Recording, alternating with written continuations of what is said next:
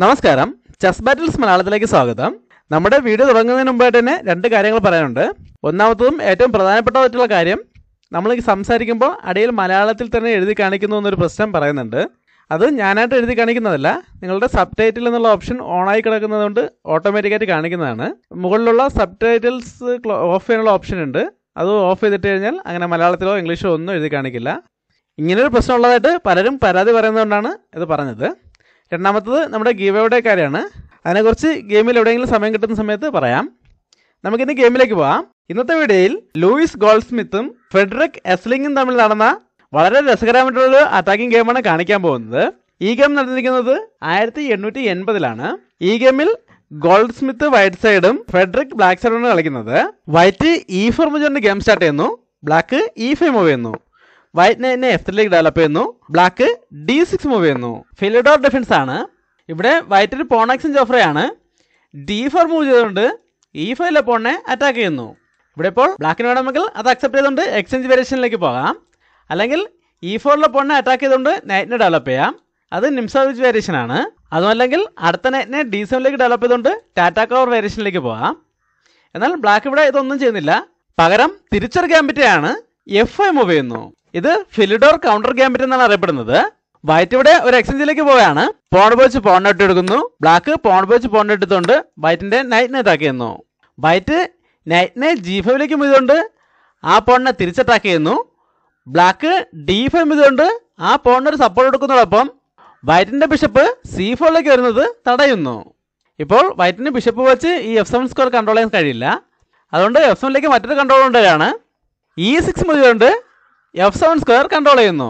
ഇനി നൈറ്റിനെ ഇങ്ങോട്ടേക്ക് കൊണ്ടുവന്ന് ഇങ്ങനൊരു ഫോർക്ക് ചെയ്യാണ് ലക്ഷ്യം. ഇവിടെ ബ്ലാക്ക് ഒരു ട്രിക്ക് ഉപയോഗിക്കുകയാണ്. ഇപ്പോൾ ഈ അറ്റാക്ക് തടയുന്നതിനായിട്ട് ഒന്നും ചെയ്യുന്നില്ല, പകരം ബിഷപ്പിനെ C5 ഡെവലപ്പ് ചെയ്യുന്നു. ഇവിടെ ബ്ലാക്ക് ഉദ്ദേശിക്കുന്ന ട്രാപ്പ് എന്താണെന്ന് നോക്കാം. ഇവിടെ വൈറ്റ് പ്ലാൻ ചെയ്ത പോലെ നൈറ്റിനെ F7 കൊണ്ടുവന്ന് ഇങ്ങനെ ഒരു ഫോർക്കിന് ശ്രമിക്കുകയാണെങ്കിൽ ബ്ലാക്കിന് ക്വീനിനെ F6 കൊണ്ടുവരാം. ഇതോടെ ഇവിടെ ഒരു മേറ്റും ത്രെഡ് വന്നിട്ടുണ്ട്. അതിനോടൊപ്പം ഈ E6 പോൺ അറ്റാക്കിലും ആവും. ഇവിടെ ഇപ്പോൾ ഈ ബിഷപ്പ് വെച്ച് ഈ ബിഷപ്പിനെ ബ്ലോക്ക് ചെയ്താലും ബിഷപ്പ് തമ്മിൽ എക്സ്ചേഞ്ച് ചെയ്യാം. ആ ഒരു എക്സ്ചേഞ്ചിന് ശേഷം ബ്ലാക്കിൻ്റെ ക്വീനിന് ഈ ക്വീൻ സൈഡിലേക്കും ഒരു അറ്റാക്കിന് സാധ്യതകൾ കിട്ടും. അങ്ങനെ ഒരു സാധ്യതകളുണ്ട്. വൈറ്റ് ഇപ്പോൾ നൈറ്റ് വെച്ച് ഒരു ഫോർക്കിന് ശ്രമിക്കുന്നില്ല, പകരം അടുത്ത നൈറ്റിനെ കൂടെ ഗെയിമിലേക്ക് കൊണ്ടുവരാണ്. നൈറ്റിനെ C3 ഡെവലപ്പ് ചെയ്യുന്നു.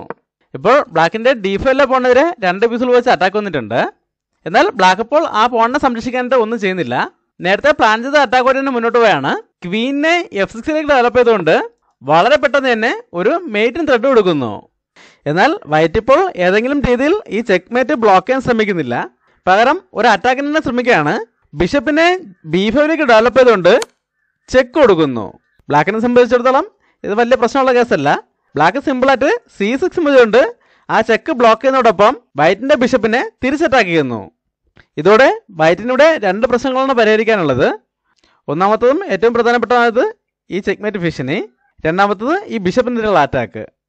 ഇവിടെ വൈറ്റ് വളരെ മികച്ചൊരു തീരുമാനം എടുക്കുകയാണ്. കിങ്സിലേക്ക് കാസലിംഗ് ചെയ്തുകൊണ്ട് ബിഷപ്പിനെ സാക്രിഫൈസ് ചെയ്യുന്നു. എന്നാൽ ബ്ലാക്ക് ഇപ്പോൾ ഈ സാക്രിഫൈസ് അക്സെപ്റ്റ് ചെയ്യുകയാണെങ്കിൽ വൈറ്റിന് ബിഷപ്പിന് പകരമായിട്ട് ഇതിലേതെങ്കിലും ഒരു റൂക്കിനെ നേടിയെടുക്കാനുള്ള അവസരമുണ്ട്. അതുകൊണ്ട് ബ്ലാക്ക് ഇപ്പോൾ ഈ സാക്രിഫൈസ് അക്സെപ്റ്റ് ചെയ്യുന്നില്ല, പകരം ബിഷപ്പ് വെച്ച് വൈറ്റിൻ്റെ ഏറ്റവും അപകടകരമായിട്ടുള്ള E6 പോണിനെ വെട്ടിയെടുക്കുന്നു. ഇവിടെ ഈ ബിഷപ്പ് സാക്രിഫൈസ് അക്സെപ്റ്റ് ചെയ്താൽ എന്തായിരുന്നു പ്രശ്നമെന്ന് നോക്കാം. അങ്ങനെ പോൺ വെച്ച് ബിഷപ്പിനെ വെട്ടുകയാണെങ്കിൽ ഈ പോൺ വെച്ച് D5 പോണിനുണ്ടായിരുന്ന സപ്പോർട്ട് നഷ്ടപ്പെടും. അതുകൊണ്ട് തന്നെ നൈറ്റ് വെച്ച് D5 പോണിനെടുത്തുകൊണ്ട് ബ്ലാക്കിൻ്റെ ക്വീനെ അറ്റാക്ക് ചെയ്യാം. ഇപ്പോൾ ക്വീനെതിരെ അറ്റാക്കുമാണ്, അതുപോലെ ഇങ്ങനെ ഒരു ഫോർക്കിൻ ചെക്കിനുള്ള സാധ്യതയുണ്ട്. ഇപ്പോൾ ആ സ്കോർ കൺട്രോൾ ചെയ്യുന്നതിനായിട്ട് ക്വീനിനെ നേരെ D8 തന്നെ കൊണ്ടുവന്നാലും അടുത്ത നൈറ്റിനെ F7 കൊണ്ടുവന്ന് വീണ്ടും ഇങ്ങനെ ഒരു ഫോർക്ക് കൊടുക്കാം. ഈ പോണിൻ്റെ സപ്പോർട്ട് ഉള്ളതുകൊണ്ട് കിങ് വെച്ച് വെട്ടാനും പറ്റില്ല. ഇപ്പോൾ ബ്ലാക്കിന് ഒരു റൂക്ക് കൂടെ നഷ്ടപ്പെടും എന്നുള്ളതുകൊണ്ടല്ല, വൈറ്റിൻ്റെ ഭാഗത്തു നിന്നും അല്ലാതെ തന്നെ പലതരത്തിലുള്ള അറ്റാക്കിംഗ് സാധ്യതകളുണ്ട്. അങ്ങനെയുള്ള പ്രശ്നങ്ങൾ ഒഴിവാക്കുന്നതിന് വേണ്ടിയാണ് പോൺ വെച്ച് ബിഷപ്പിനോട്ട് തന്നെ വരാം ബിഷപ്പ് വെച്ച് പോണിൻ്റെ എടുത്തത്. ഇവിടെ വൈറ്റിൻ്റെ ഭാഗത്തു നിന്നും വീണ്ടും ഒരു രസകരമായിട്ടുള്ള മൂവാണ് വരുന്നത്. ഇവിടെ ഇപ്പോൾ ബിഷപ്പ് അറ്റാക്കിലാണ്. ആ ബിഷപ്പിനെ അറ്റാക്കിൽ നിന്നും എങ്ങോട്ടെങ്കിലും രക്ഷിക്കുന്നതിന് പകരം അറ്റാക്കുള്ള ബിഷപ്പിനെ C4 മൂവ് ചെയ്തുകൊണ്ട് ആ ബിഷപ്പിനെ വീണ്ടും സാക്രിഫൈസ് ചെയ്യുന്നു. ബ്ലാക്കിന് ഇപ്പോഴും ഈ സാക്രിഫൈസ് അക്സെപ്റ്റ് ചെയ്യുന്നത് റിസ്ക് ആണ്. അതുകൊണ്ട് E3 മുതലുകൊണ്ട് F2 സ്ക്വയറിലേക്ക് ഒരു അറ്റാക്ക് കൂടെ കൊണ്ടുവരുന്നു. നേരത്തെ ഈ സാക്രിഫൈസും അക്സെപ്റ്റ് ചെയ്താൽ എന്താണ് പ്രശ്നം നോക്കാം.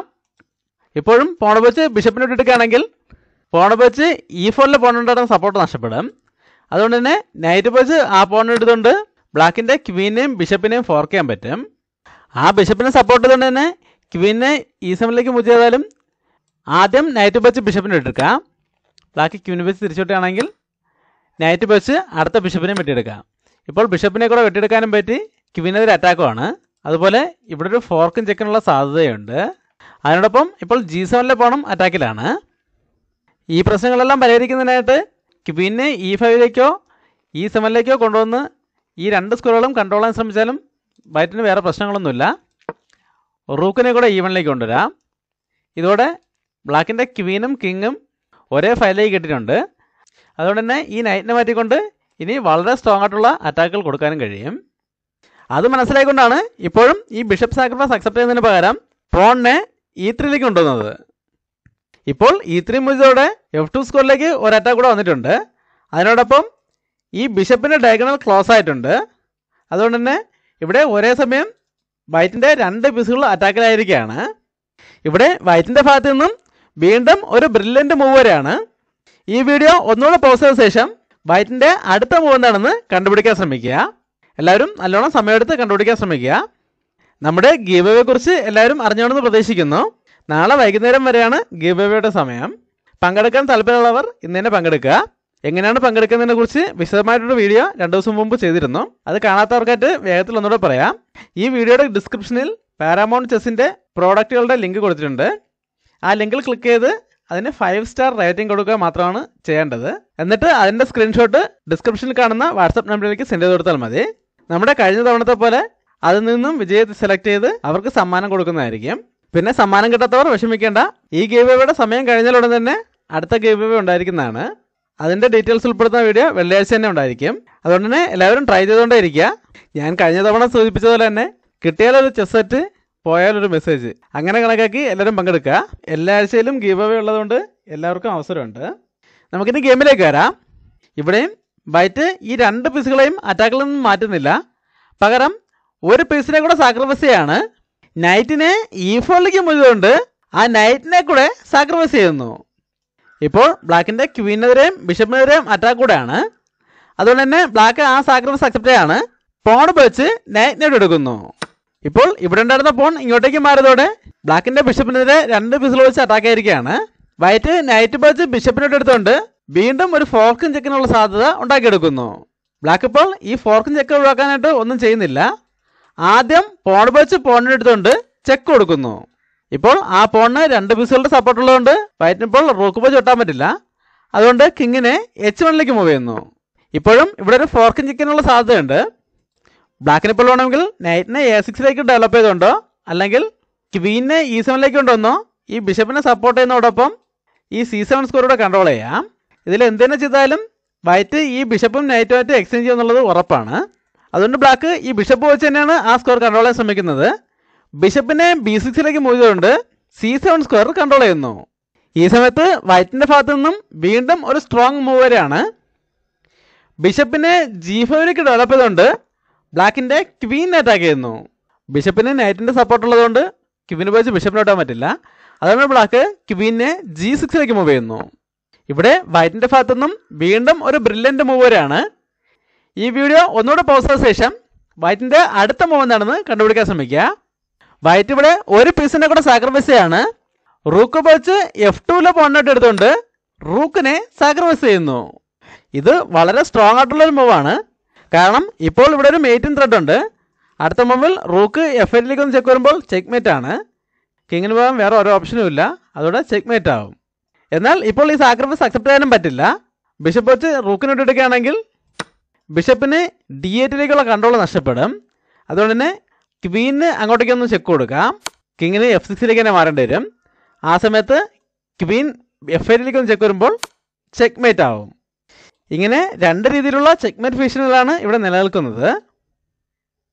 അതുകൊണ്ട് ബ്ലാക്ക് ഇപ്പോൾ ഈ സാക്രിഫൈസ് അക്സെപ്റ്റ് ചെയ്യുന്നില്ല. പകരം ഈ F8 സ്ക്വയറും D8 സ്ക്വയറും ഒരുമിച്ച് കൺട്രോൾ ചെയ്യാൻ ശ്രമിക്കുകയാണ്. അതിനായിട്ട് നൈറ്റിനെ ഡി സോണിലേക്ക് ഡെവലപ്പ് ചെയ്യുന്നു. ഇതോടെ ബ്ലാക്കിൻ്റെ പ്രശ്നങ്ങളെല്ലാം പരിഹരിക്കപ്പെട്ടു ബ്ലാക്ക് പ്രതീക്ഷിക്കുന്നത്. എന്നാൽ വൈറ്റിൻ്റെ ഭാഗത്തു നിന്നും വീണ്ടും ഒരു ബ്രില്യൻ്റ് മൂവ് വരെയാണ്. ഈ വീഡിയോ ഒന്നുകൂടെ പൗസ് ചെയ്ത ശേഷം വൈറ്റിൻ്റെ അടുത്ത മൂവ് എന്താണെന്ന് കണ്ടുപിടിക്കാൻ ശ്രമിക്കുക. വൈറ്റ് ഇവിടെ വീണ്ടും ഒരു സാക്രിഫൈസ് ചെയ്യാണ്. ഇത്തവണ ക്വീൻ ഉപയോഗിച്ച് നൈറ്റിനോട്ട് എടുത്തുകൊണ്ട് ക്വീനിനെ സാക്രിഫൈസ് ചെയ്യുന്നു. ഇപ്പോൾ ചെക്ക് ആയതുകൊണ്ട് തന്നെ ബ്ലാക്കിനെ അത് അക്സെപ്റ്റ് ചെയ്തിരിക്കാൻ പറ്റില്ല. ബ്ലാക്ക് കിങ് ഉപയോഗിച്ച് ക്വീനോട്ട് എടുക്കുന്നു. എന്നാൽ വൈറ്റിൻ്റെ അടുത്ത മൂവോടെ ബ്ലാക്ക് തോൽവി സമ്മതിക്കുകയായിരുന്നു. വൈറ്റ് ഇവിടെ അവസാനത്തെ പീസിനെ കൂടെ ഗെയിമിലേക്ക് കൊണ്ടുവരികയാണ്. റൂക്കിനെ D1ലേക്ക് കൊണ്ടുവന്ന് ചെക്ക് കൊടുക്കുന്നു. ഇവിടെ ഇപ്പോൾ ബ്ലാക്കിന് അധികം ഓപ്ഷനൊന്നുമില്ല. ഇപ്പോൾ ബിഷപ്പ് വെച്ച് ചെക്ക് ബ്ലോക്ക് ആണെങ്കിൽ ആ ബിഷപ്പിനെ കൂട്ടി സെയിം ചെക്ക് തന്നെ വരും. അല്ലാതെ ഇപ്പോൾ കിങ്ങിന് മൂവ് ചെയ്യാൻ 2 സ്ക്വയറുകളേ ഉള്ളൂ. ഒന്നുകിൽ C8ലേക്ക് മൂവ് ചെയ്യാം, അല്ലെങ്കിൽ E8ലേക്ക് മൂവ് ചെയ്യാം. E8ലേക്കാണ് മൂവ് ചെയ്യുന്നതെങ്കിൽ റൂക്ക് F8ലേക്ക് ചെക്ക് വരുമ്പോൾ അപ്പോൾ തന്നെ ചെക്ക്മേറ്റ് ആണ്. അല്ലാതെ C8ലേക്ക് പോയാലും വലിയ ഉപയോഗമൊന്നുമില്ല. റൂക്ക് F8ലേക്ക് ഒന്ന് ചെക്ക് വരുമ്പോൾ കിങ്ങിന് പോകാൻ വേറെ ഓപ്ഷനൊന്നുമില്ല. ഇതിലേതെങ്കിലും പീസിൽ ഉപയോഗിച്ച് ബ്ലോക്ക് ചെയ്യേണ്ടി വരും. ആ പീസിലെ വിട്ട് വീണ്ടും ചെക്ക് വരും. അതോടെ ചെക്ക്മേറ്റ് ആകുകയും ചെയ്യും. ഇതെല്ലാം മനസ്സിലാക്കൊണ്ടാണ് റൂക്ക് D1ലേക്ക് ഒന്ന് ചെക്ക് വന്നപ്പോൾ തന്നെ ബ്ലാക്ക് തോൽവി സമ്മതിച്ചത്. നമ്മുടെ ഗീവയുടെ കാര്യം ഒന്നുകൂടെ ഓർമ്മിപ്പിക്കുകയാണ്. നാളെ വൈകുന്നേരം വരെയാണ് സമയമുള്ളത്. അതിനുമ്പായിട്ട് പങ്കെടുക്കാൻ താല്പര്യമുള്ളവർ പങ്കെടുക്കുക. അടുത്തൊരു വീഡിയോ വീണ്ടും കാണാം. നന്ദി, നമസ്കാരം.